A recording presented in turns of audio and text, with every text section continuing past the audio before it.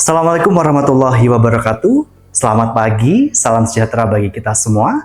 Perkenalkan, saya Andri Hermanto, dosen tetap program studi S1 Keperawatan Universitas Dr. Soekarjo dengan fokus peminatan keperawatan medikal bedah. Pada kesempatan ini, saya akan menampilkan unjuk kerja Tridharma Perguruan Tinggi PDD UKT-PT pada bidang pembelajaran melalui praktikum pemberian obat kemoterapi dalam mata kuliah keperawatan dewasa, sistem endokrin, imunologi, pencernaan, perkemihan, dan reproduksi pria dengan kode K24424. Mata kuliah ini merupakan mata kuliah wajib pada semester 4 dengan bobot 4 SKS, yaitu 3 SKS teori dan 1 SKS praktikum, serta dilaksanakan secara tim teaching. Dalam pembelajaran ini, saya menerapkan pendekatan DIA, yaitu Delivery, Interaction, dan Assessment, di mana pada tahap delivery, materi disampaikan secara sistematis agar mahasiswa memahami konsep dasar dan juga prosedur tindakan. Selanjutnya, pada tahap interaction, mahasiswa dilibatkan secara aktif melalui diskusi, tanya jawab, simulasi, dan praktikum sehingga mampu mengembangkan kemampuan berpikir kritis serta keterampilan klinis. Dan pada tahap terakhir yaitu tahap assessment, yaitu dengan melakukan evaluasi untuk mengukur ketercapaian kompetensi mahasiswa baik secara aspek pengetahuan, keterampilan, maupun sikap profesional. Mata kuliah ini membahas asuhan keperawatan pada klien dewasa dengan gangguan sistem endokrin, imunologi, pencernaan, perkemihan, dan reproduksi pria. Pembelajaran dilaksanakan berdasarkan proses dari keperawatan dengan mengintegrasikan ilmu-ilmu seperti ilmu biomedik, ilmu penyakit dalam, farmakologi, nutrisi, bedah, rehabilitasi, serta evidence-based, nursing, dan juga keperawatan medikal bedah. Mahasiswa juga dibekali dengan kemampuan mulai dari pengkajian, penetapan diagnosis keperawatan, perencanaan, implementasi, hingga evaluasi, termasuk penerapan terapi modalitas dan juga terapi komplementer.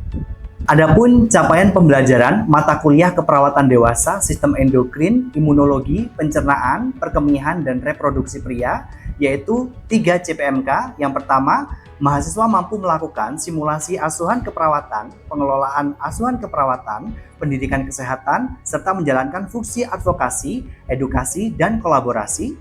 CPMK 2, mahasiswa mampu mengintegrasikan hasil penelitian evidence-based practice ke dalam asuhan keperawatan. CPMK ketiga, mahasiswa mampu mendemonstrasikan intervensi keperawatan pada klien dewasa. Dan adapun sub CPMK pada mata kuliah ini yaitu sub CPMK 1, mahasiswa mampu menjelaskan anatomi, fisiologi, fisika, dan biokimia, sistem endokrin, imunologi, pencernaan, perkemihan, dan juga reproduksi pria. Sub CPMK 2, mahasiswa mampu menjelaskan patofisiologi, farmakologi, dan terapi diet pada gangguan sistem endokrin, imunologi, pencernaan, perkemihan, dan juga reproduksi pria. Sub CPMK 3, mahasiswa mampu melakukan asuhan keperawatan secara komprehensif mulai dari pengkajian, analisis data, diagnosis, intervensi, implementasi, evaluasi, biopsikososio-spiritual, serta persiapan, pelaksanaan, dan pasca pemeriksaan diagnostik ataupun laboratorium. Sub CPMK 4, mahasiswa mampu melakukan simulasi pendidikan kesehatan, upaya promotif, preventif, serta menjalankan peran sebagai edukator, advokat, kolaborator, dan pelayanan keperawatan berkelanjutan. Sub CPMK kelima, mahasiswa mampu mengintegrasikan evidence-based practice serta tren dan isu terkini dalam penata laksanaan pada gangguan sistem ini. Sub CPMK ke-6, mahasiswa mampu melakukan simulasi pengelolaan asuhan keperawatan ataupun manajemen kasus pada kelompok klien dengan gangguan sistem ini. Lalu sub CPMK yang terakhir atau yang ketujuh yaitu mahasiswa mampu mendemonstrasikan intervensi keperawatan pada klien dewasa dengan gangguan sistem endokrin, imunologi, pencernaan, perkemihan, dan reproduksi pria sesuai dengan standar secara kreatif, inovatif, efektif, dan efisien. Materi pembelajaran ataupun pokok bahasan pada mata kuliah ini meliputi 1. Memberikan asuhan keperawatan sesuai aspek legal dan juga etik. 2. Melakukan pendidikan kesehatan kepada pasien. 3. Mengintegrasikan hasil penelitian ke dalam praktik keperawatan. 4. mengelola pelayanan keperawatan pada kelompok klien. 5. Melaksanakan fungsi advokasi, serta yang keenam yaitu mendemonstrasikan berbagai intervensi keperawatan secara aman, efektif, kreatif, dan sesuai standar profesi. Sumber pembelajaran menggunakan buku ajar sebagai referensi utama yang dipadukan dengan jurnal ilmiah dan juga buku ataupun hasil dari penelitian yang telah dihasilkan oleh dosen institusi, sehingga materi yang diberikan tetap relevan dengan perkembangan ilmu pengetahuan. Sedangkan untuk media pembelajaran yang digunakan yaitu dengan memanfaatkan platform digital kampus seperti Siakat Cloud dan juga Edlink, di mana mahasiswa ini dapat mengakses dimanapun dan juga kapanpun, didukung juga oleh laboratorium keterampilan keperawatan beserta dengan sarana-prasarana yang mendukung. Kemudian untuk penilaian pembelajaran dilakukan secara komprehensif melalui 3 komponen, yaitu yang pertama aktivitas partisipatif seperti seminar kelompok, small group discussion, dan juga objective structure clinical examination ataupun OSCE. Dan kemudian yang kedua yaitu penilaian proyek berupa studi kasus dan juga media edukasi. Serta penilaian yang ketiga yaitu penilaian secara kognitif melalui tugas, kuis, ujian tengah semester, dan juga ujian akhir semester. Selanjutnya saya akan mendemonstrasikan praktikum pemberian obat kemoterapi secara intravena sesuai dengan standar operasional prosedur dengan mengutamakan keselamatan pasien dan keselamatan tenaga kesehatan. Selamat menyaksikan.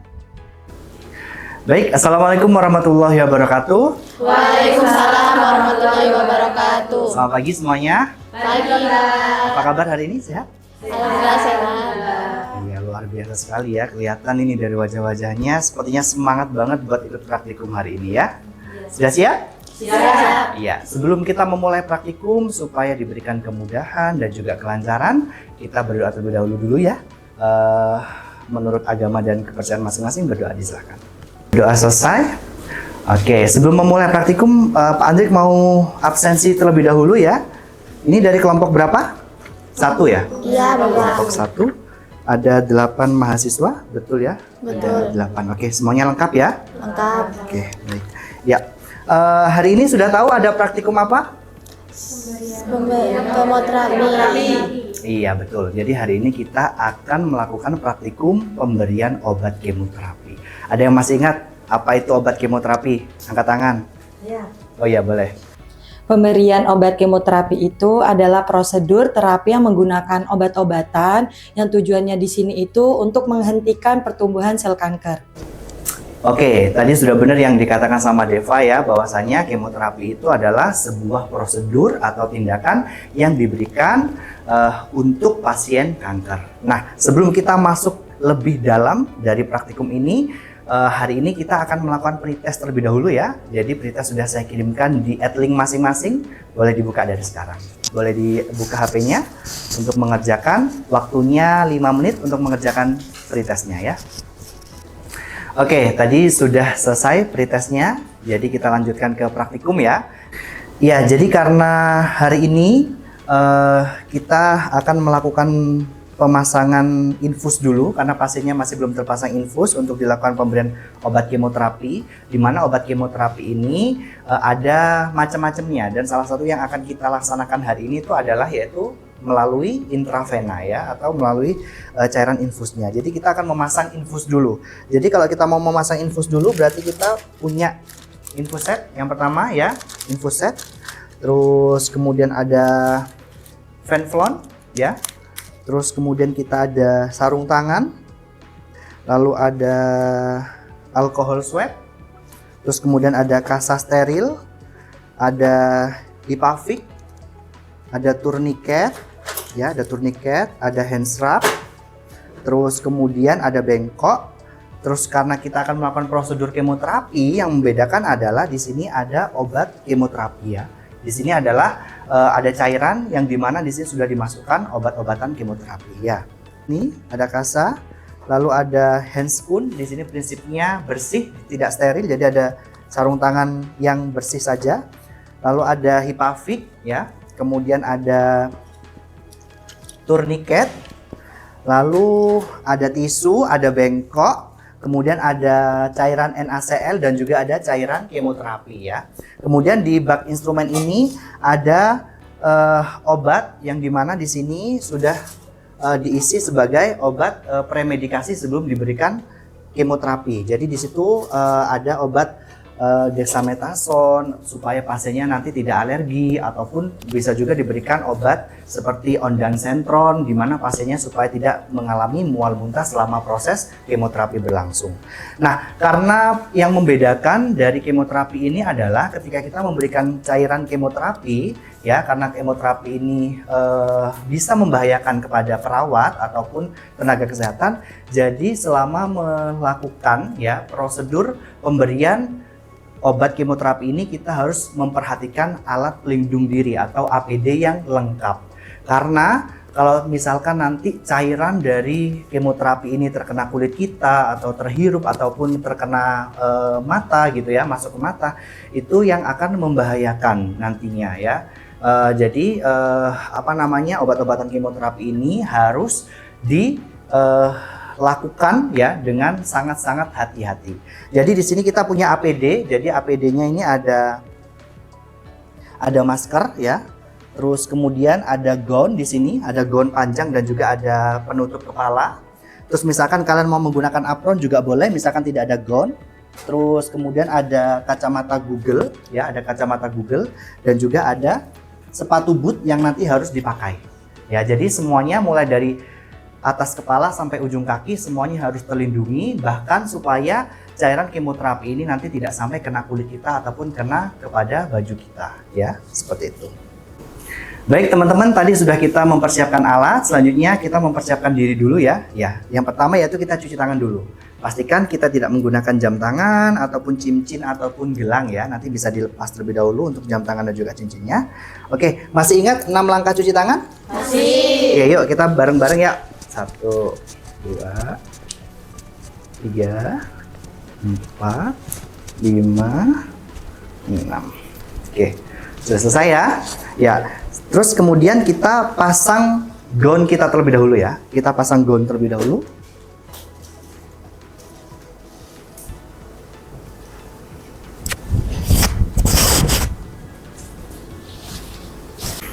Oke, setelah kita pasang gaun, kemudian kita pasang sepatu boot ya, kita menggunakan sepatu boot.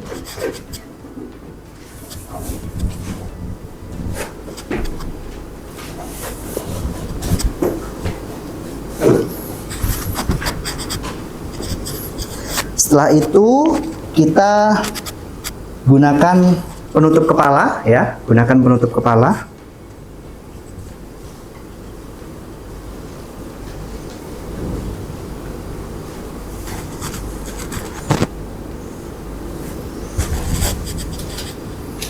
Kemudian kita gunakan kacamata Google ya, dan juga kita menggunakan masker ya. Maskernya bisa dipakai terlebih dahulu. Ya, kemudian pakai kacamata Google ya. Jadi ini adalah perlindungan atau APD untuk kita memberikan kemoterapi kepada pasien ya. Karena kita akan melakukan prosedur pemasangan infus terlebih dahulu, kita boleh nggak pakai kacamata dulu ya. Nanti kacamatanya kita pakai pas waktu kita akan mengubah dari atau mengganti cairan infusnya menjadi cairan kemoterapi ya. Oke, jadi APD-nya seperti ini. Habis itu kita menggunakan sarung tangan. Sebelum kita menggunakan sarung tangan, kita persiapkan terlebih dahulu seperti plester ya. Terus kemudian kasa, terus kemudian cairan infusnya kita alirkan terlebih dahulu sampai nanti baru kita siap ya ke pasiennya. Oke, kita sudah menyiapkan Hipavik ya. Terus kemudian kita siapkan kasanya juga, sama kita siapkan cairan untuk infusnya ya. Jadi kita siapkan cairan infusnya dulu, termasuk infusetnya. Infusetnya kita siapkan untuk pasiennya ya. Terus kemudian setelah semuanya sudah siap, nanti baru kita dekatkan ke pasiennya. Ya, kita alirkan ya cairannya setelah kita siapkan untuk infusnya. Terus pastikan tidak ada udara semuanya. Ya, kita siapkan dulu, kita taruh di sini, baru kita ke pasiennya ya. Baik, selamat pagi Ibu. Perkenalkan saya perawat Andrik, saya perawat yang bertugas hari ini. Ya, mohon izin apakah betul dengan Ibu Y? Iya. Usianya berapa? 51 tahun ya, betul ya. Jadi hari ini saya akan melakukan prosedur pemasangan obat kemoterapi ya Ibu, karena Ibu sebelumnya masih belum dilakukan pemasangan infus, jadi akan saya bantu untuk melakukan pemasangan infus terlebih dahulu. Oke, kemudian kita siapkan, dekatkan alat-alatnya kepada pasien ya, kita dekatkan alat-alat kepada pasien. Terus kemudian karena kita masih belum pakai handscoon, jangan lupa pakai handscoon terlebih dahulu.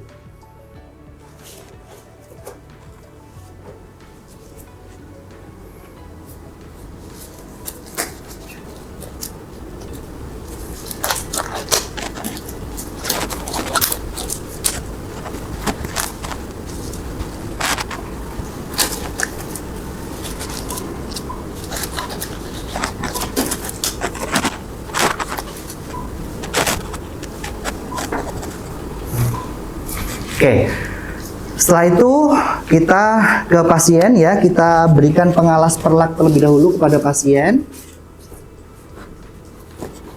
Permisi ya Bu.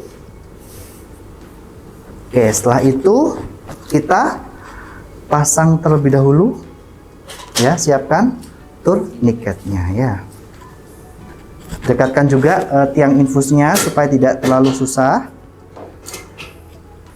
Terus kita siapkan juga venflonnya untuk nanti menusuk ya. Lalu juga kita siapkan alkohol swabnya.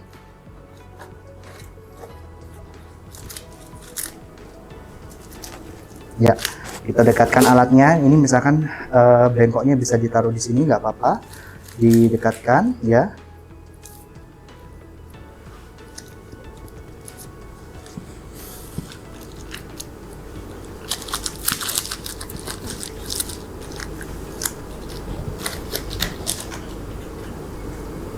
Oke, terus kemudian kita siapkan juga kasa. Ya, jadi di sini kita akan mencari di mana letaknya intravena. Ya, di vena dulu ya. Kita cari yang dari yang paling jauh terlebih dahulu sebelum ke atas ya. Jadi di sini setelah misalkan kita temukan, terus kemudian jadi di sini kita akan fiksasi terlebih dahulu supaya nanti kita mudah ya. Kita fiksasi dulu. Permisi ya Ibu.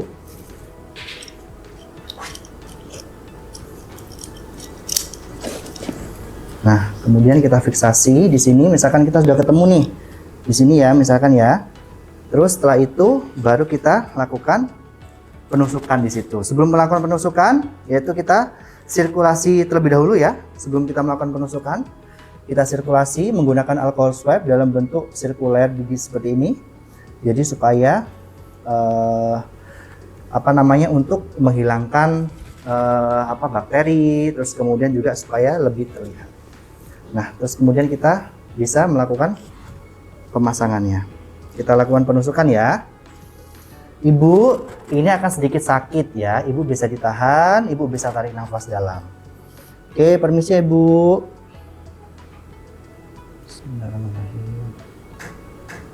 Oke, seperti ini. Terus kemudian kita keluarkan. Ya, jangan lupa dilepas tourniquetnya. Terus kemudian kita dab terlebih dahulu di sini sambil kita ini ya disambungkan ke sini ya. Nah, setelah itu baru kita ambil kasa sterilnya. Di sini kita fiksasi di sini, terus baru kita di plaster.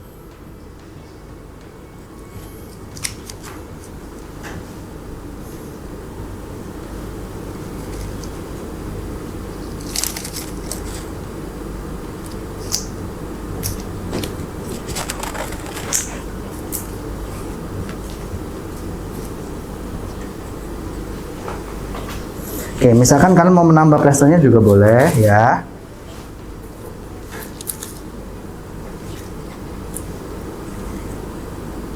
Terus jangan lupa diberikan tanggal kalian melakukan pemasangan infusnya ya. Kapan? Terus kemudian jam berapa seperti itu. Oke, setelah prosedur pemasangan infonya sudah selesai, kita bereskan alatnya terlebih dahulu ya. Nah, setelah ini kita akan melakukan prosedur pemberian obat kemoterapinya ya. Jadi karena kita sudah melakukan pemasangan infusnya, ya, infus sudah terpasang kepada pasien. Jadi kita sekarang melakukan prosedur pemasangan infus dari kemoterapinya terlebih dahulu. Jadi biasanya ya, sebelum dilakukan kemoterapi, 30 menit sebelumnya itu pasien akan diberikan premedikasi. Ya, premedikasinya itu bisa menggunakan obat dexamethasone, anti alergi, terus kemudian juga bisa menggunakan obat-obatan seperti anti mual muntah atau anti emetik. Ya, seperti itu. Nah, di sini sebelum kita melakukan pemberian obat kemoterapi, kita akan menggunakan satu yang masih belum tadi kita pakai, yaitu kacamata Google, supaya kita semuanya aman ya. Oke, kita pakai kacamata Google-nya sebelum kita memberikan. Terus kemudian kita akan memberikan prosedur, yaitu pemberian injeksi ini apa namanya, premedikasi di sini ya. Kita masukkan.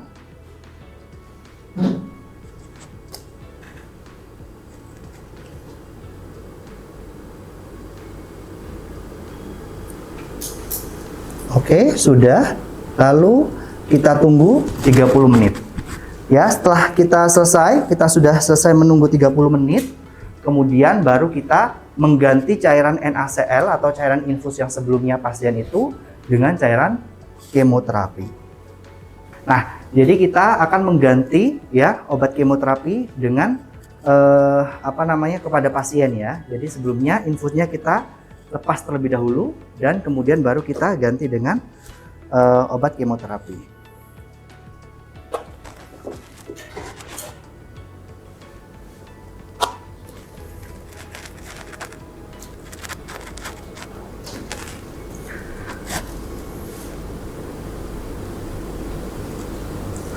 Oke, jadi di sini ya, kalau obat-obatan kemoterapi itu biasanya kalau nggak dibungkus menggunakan plastik warna hitam, biasanya juga ini ada tulisannya ya, cytotoxic drug. Jadi ini memang obat-obatan yang berbahaya, harus dihandle with care ya. Sebagai perawat kita harus menghandlenya dengan caring kita ya.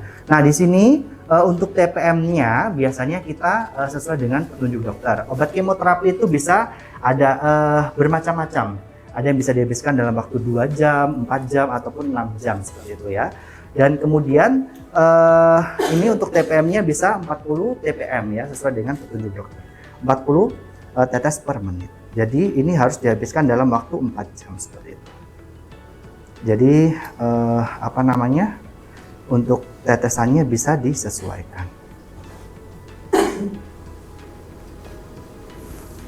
Oke, nah kemudian setelah pasiennya misalkan sudah selesai ya, nanti sudah selesai dilakukan kemoterapi ya, ini obatnya sudah habis.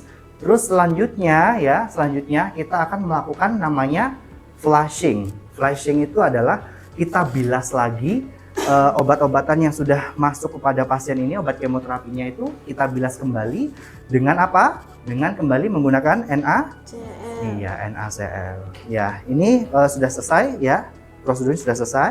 Nah, kalau sudah selesai, ya misalkan ini sudah selesai ya, jadi ini kita buang ya. Kita ganti terlebih dahulu menggunakan cairan NaCl lagi. Ya, jadi kita bilas ini pasiennya menggunakan cairan NaCl. Terus kemudian untuk sampah ini harus kita buang di tempat sampah yang sudah ditentukan. Ya, jadi ini sampahnya adalah sampah limbah sitotoksik, jadi kita buang di sini. Seperti itu.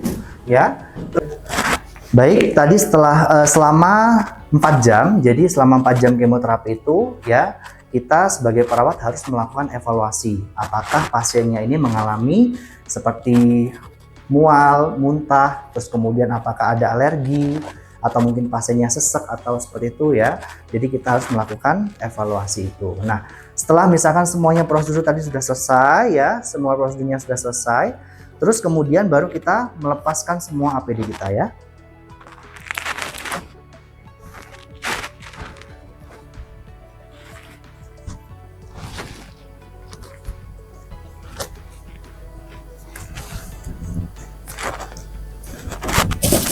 Ya, setelah kita sudah melepaskan semuanya APD, terus kemudian kita cuci tangan lagi ya, 6 langkah ya. Setelah itu baru kita terminasi ke pasiennya ya. Baik, selamat siang Ibu. Ya, tadi sudah dilakukan prosedur kemoterapi ya, yaitu selama 4 jam, sekitar 4 jam. Bagaimana perasaannya Ibu hari ini? Sudah lumayan lega ya karena sudah dilakukan prosedur kemoterapinya ya.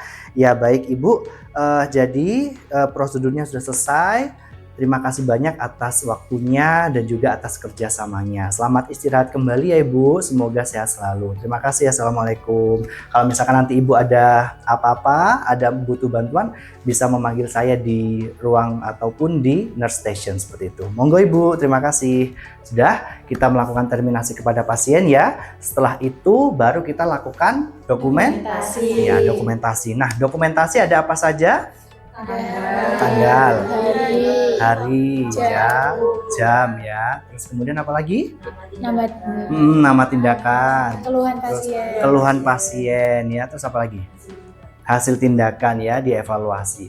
Tadi pasiennya mengatakan selama prosesnya itu seperti apa? Apakah ada mual, apakah ada alergi atau apa kayak gitu ya? Itu nanti bisa dilakukan, ditulis di di asuhan keperawatan ya. Dan apabila selama proses kemoterapi itu selama 30 menit tadi itu selama 4 jam ya, pasiennya itu mengeluh seperti sesek ya sampai parah, itu prosedur kemoterapinya bisa dihentikan ya.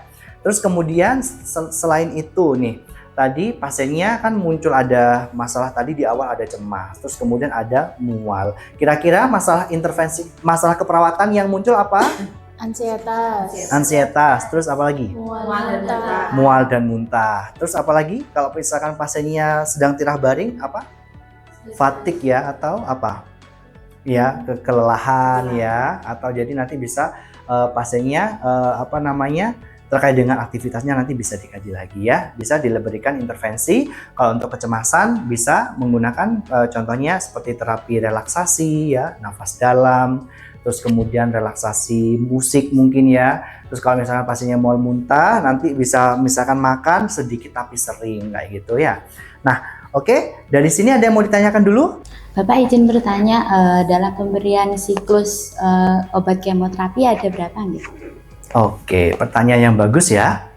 Jadi untuk pemberian satu siklus kemoterapi itu ya, kemoterapi itu biasanya kan ada yang 4 jam, ada yang 6 jam ataupun 2 jam seperti itu ya untuk obatnya. Nah, dari siklus pertama ke siklus berikutnya itu yaitu jaraknya itu sekitar 21 hari ya. Jadi jarak antara per siklusnya itu 21 hari. Nah, biasanya diberikan berapa siklus itu tergantung dari stadiumnya ya, tingkat keparahan dari kankernya ya.